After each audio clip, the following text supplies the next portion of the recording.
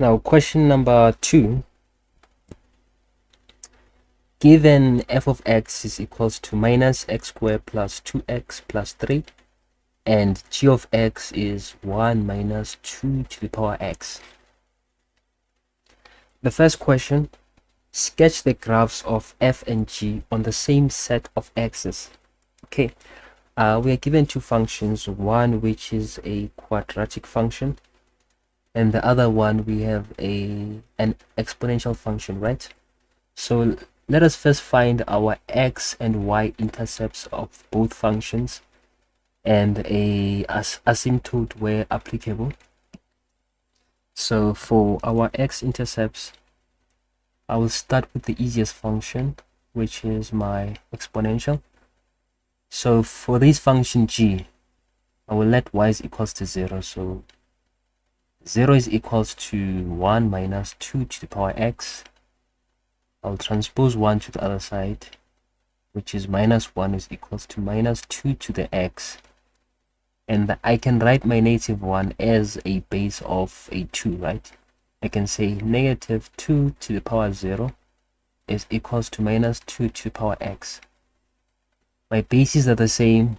I can equate the exponents. Therefore, we have x is equals to 0, which means our intercept is at 0 and 0. And now the y-intercept. I will let my x values equals to 0. Therefore, we have y is equals to 1 minus 2 to the power 0. And this is just 1 minus 1. And therefore, y is equals to 0. Which means our y-intercept is also 0 and 0. So this function intercepts both. For both the x and y, we are intercepting the origin. And our value of q, which is the horizontal asymptote, it's the value y is equals to 1.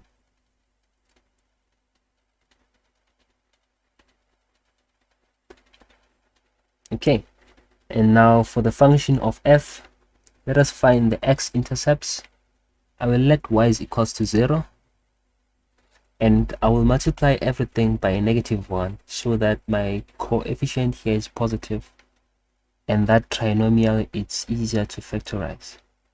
Therefore, I will have x squared minus 2x minus 3, right? And my factors for this function, what do I have? I'll have x plus and x minus, and 3 will take the negative sign, and then we'll have 1 there. So meaning I have x is equals to a negative 1, or x is equals to a positive 4. So our roots, which are our intercepts, it's minus 1 and 0, and positive 3 and 0.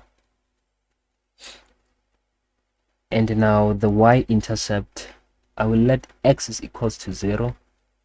So I will remain with a positive 3. Therefore, this intercepts at 0 and 3. And then the turning point.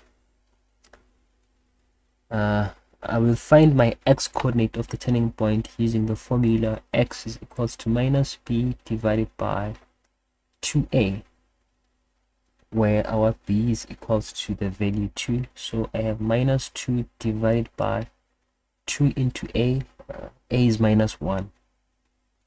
So this is negative 2 divided by negative 2, which is just a positive 1. Okay, let's say the turning point here. Turning point, we've got 1 as our x, and then f of 1 will get minus 1 plus 2 plus 3. That's just a 1 plus 4. So our turning point is at 1 and 4. And what else do we need? We've got our intercepts, y-intercept, turning point. Okay, now we are good to draw our functions. Let me make some room here. So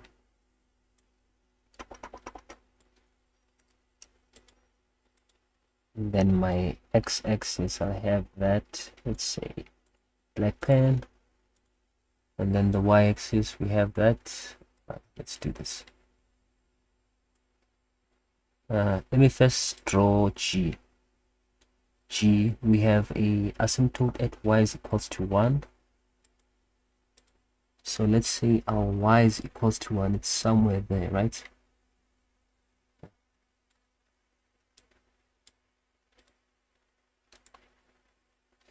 And then our function is a decreasing function, right? Because our value of a, it's less than 0. I mean, I can write this in standard form and say this is equals to minus 2 to the power x plus 1. So notice that our coefficient there of our base is negative. Therefore, the function is decreasing. And we intercept the origin for both our x and y. So as our values of x increase, our function gets more negative. So that means the function should look like this.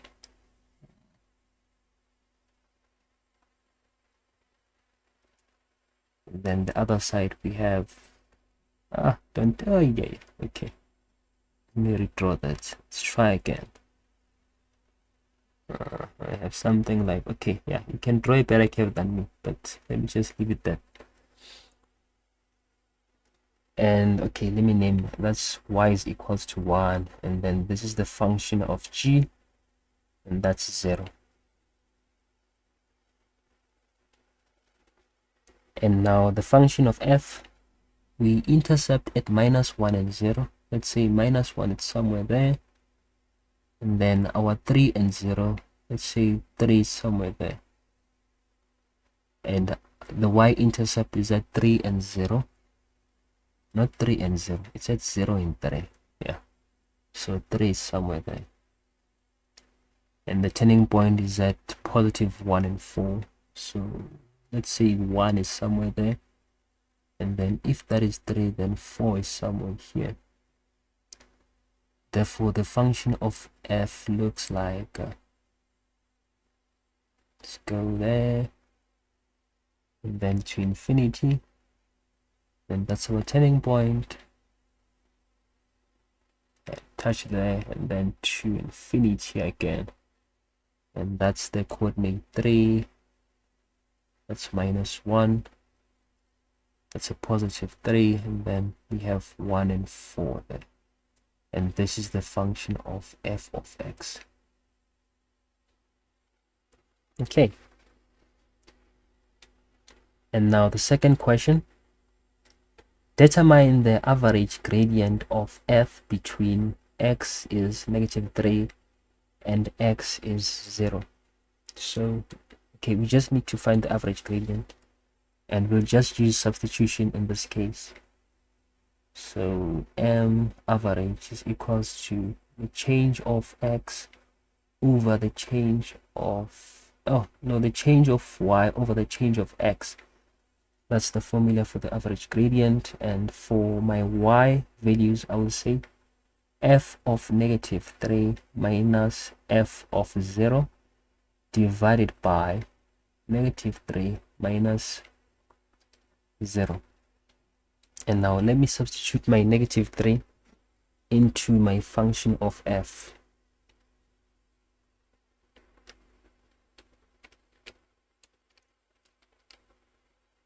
Okay, I'm getting a negative 12. This will be a negative 12, and 0 and 0, and then minus, this will be a minus 3. All of that divided by negative 3. So this is minus 15 divided by minus 3.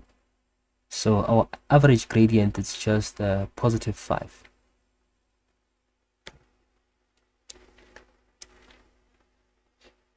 Now the third question, for which values of x is f of x times g of x greater than or equals to 0? Okay, so for which values of x, when we multiply our f and g, we get a number that is either greater than 0 or positive. No man, that is greater than 0 or equals to 0. So let us look at our y values now, or where our functions are defined. where y is either for both functions is negative, or y for both functions is positive. I say that because we want to have a situation whereby we have minus f times minus g, we get a positive number, right? Or in a case where we have a positive f times a positive g, we get a positive number. Or we can have a negative f times a 0. Similarly, a 0 times a negative g. Both of these cases still meet our requirement here. So I will look at my function starting from this point. Notice that after negative 1, my function of f is negative, right? So a negative times a positive g, that gives me a negative number, which is not a correct solution, right? So meaning after negative 1, I do not have a valid solution for this requirement. So let us look to the right of minus 1. From here, we've got this function of f0. So we can say 0 times a positive g. We do get a number that is equals to 0. So from here, we've got a valid solution. And then let us see when we move to the right of this coordinate. Okay, both of our functions are positive and positive, so we get a number that is greater than 0. Positive times a positive, still a valid solution. And then from this y-intercept where we have 0 times some value, okay, 3 here, that's still a valid solution. So meaning our first solution is when x is greater than or equals to minus 1, and then when x is less than or equals to 0. I've included both my bounds because here I've got a 0 times a positive number, which is just a 0, and that meets my requirement then. And then let's see, do we have other x values that give us a valid solution?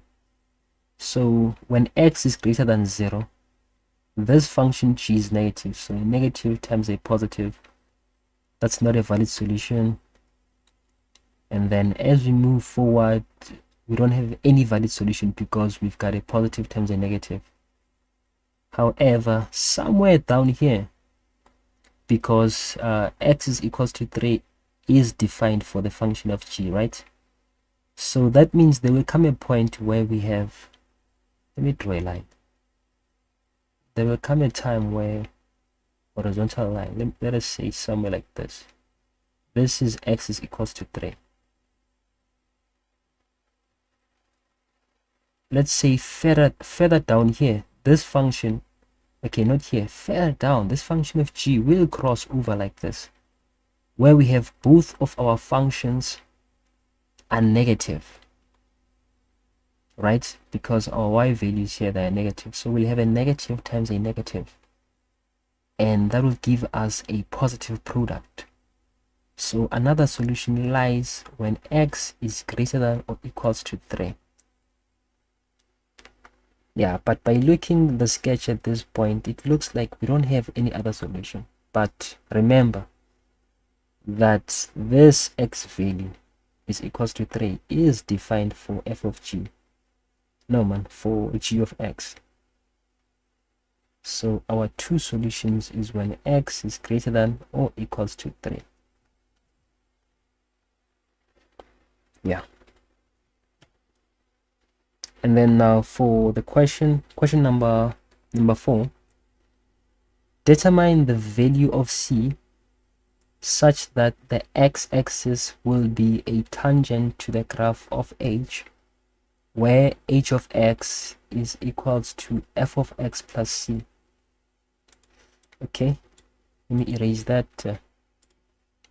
Delete. Yeah. So now they are creating a new function, and this function of h at x, if ever I were to visualize this function, let us do this. Okay, let me draw another. Let's say we have another x-axis, right? Let's say we have an x-axis with the blue pen, and this x-axis only applies for our new function h at x. Let's say we have the function h at x. This is h at x, right? So what they're saying, they want h at x to be like this. How do we move this now? Okay. Yeah, this is what they're saying at question number 4. They want h at x to be like this, such that the x-axis is a tangent to this function of h. So this is the x-axis and this is our h at x. And what this means, we only have a situation like this where whenever our discriminant of this function is equals to 0. Meaning we've got two identical roots for this function. Okay, now let us solve for this to find what our value of c is that can make this function to have identical roots. So I will rewrite h at x. I will say h at x, what is f? F is minus x squared plus 2x plus 3, then plus some value c. And then I want the discriminant to be equals to 0. So, okay, the equation of the discriminant, right? It's b squared minus 4ac. b squared minus 4ac. That's the discriminant. So my value of b is 2. I will have 4 minus 4 into a, which is negative 1, multiplied by c, which is 3 plus c. And then we have 4 is equals to, this will be a positive 4, right? Positive 4 times 3, that's a positive 12. Then times c, that's a positive 4c. That is equals to 0. So our like terms, 4 and 12, that's a 16. And then we'll have a negative 16 this side is equals to a 4c. What am I doing? 4c. So this is a 4c. And our value of c, 16 divided by 4, that's a negative 4. So we can have this graphical presentation if ever our value of c is equals to a negative 4.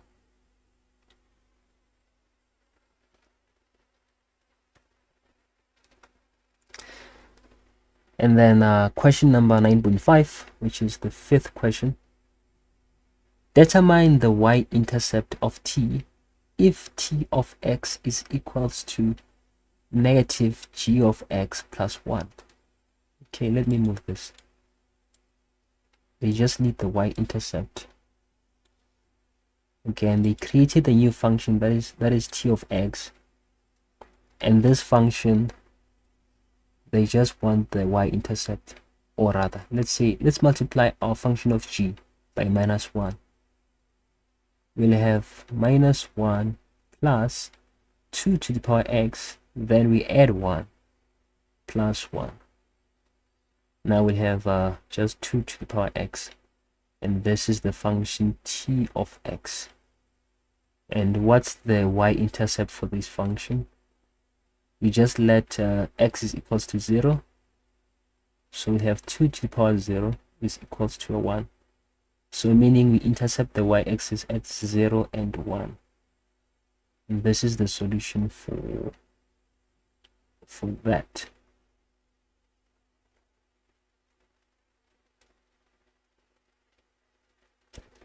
And now the 6th question.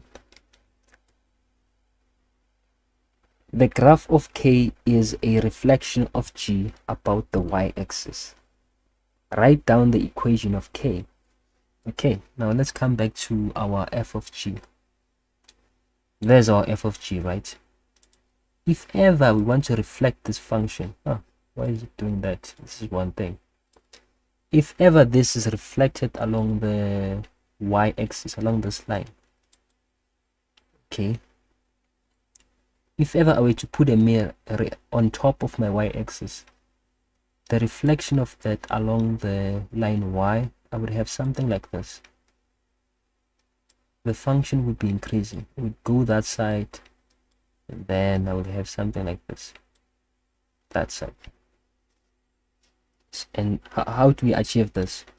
What we do for exponential function, we'll just say, we'll take our original function g of x, right? Instead of g of x, we'll just say g of negative x. And then y minus 2 into minus x, 2 raised to the power minus x. And this will be our function of k of x, which is now just negative 2 to the minus x plus 1. And you can double check this function. Just try and draw it. You should get something like that, which is a reflection along the y-axis. Yeah, and that's it for this question.